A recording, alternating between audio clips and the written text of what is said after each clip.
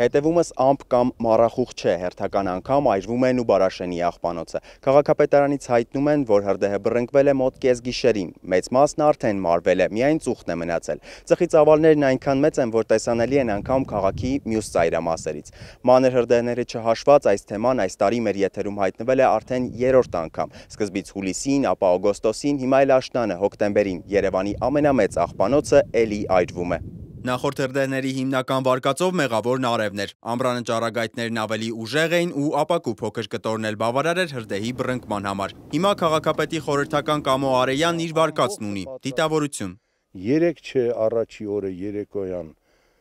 19:30 ես գնացել եմ այստեղից, արդեն ամեն ինչ նախապատրաստված, որ այս մեկ շաբաթում մենք պիտի այս մոբիլիզացիոն շրջանն անցնեինք, բայց արդեն տեխնիկան բերել եւ աշխատացնում ենք ներսում։ Եվ ահա անակնկալ այս հրդեհը իմ անձնական կարծիքն է արդեն,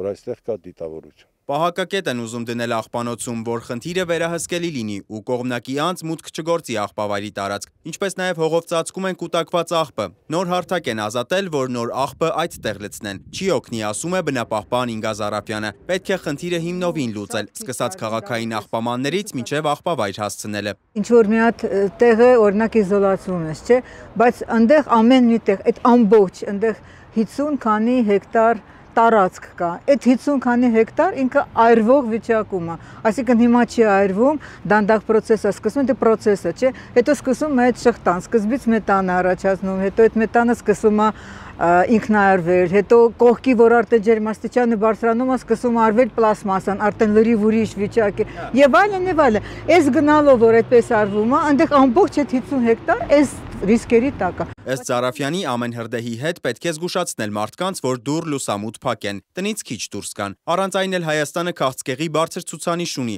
այսպիսի ծխերը եւս քաղցկեղածի նյութեր են պարունակում։ Առաջի հերթին այն բնակիչները, որոնք անմիջապես գտնվում են այդ արտանետումների ազդեցության տակ, իսկ ես չեմ կարող ասել, նրանք կարող է հենց Սերեբունի բնակիչներ չեն, այլ ուրիշ բան, որտեղ որ կամին փչում է, որտեղ որ տանում է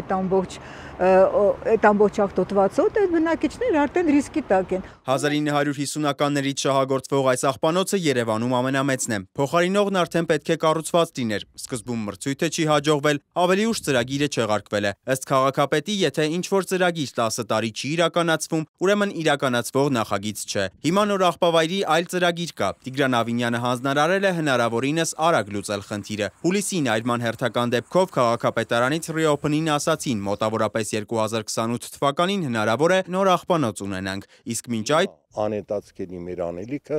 այս ծխածածկույթը վերացնելն է։ Երբ կհաջողվի մեզ, չեմ կարող ասել, որովհետև շատ մեծ է ծավալը ծխի, ավելին, եռակի քառակի անգամ ավելի խիտ եւ շատ է, քան օգոստոսի 8-ի ծխածածկույթները այստեղ։ Սիմոն Հովանիսյան, Էդգար Գուլոյան, Լևոն Ոսկանյան, Reopen Media։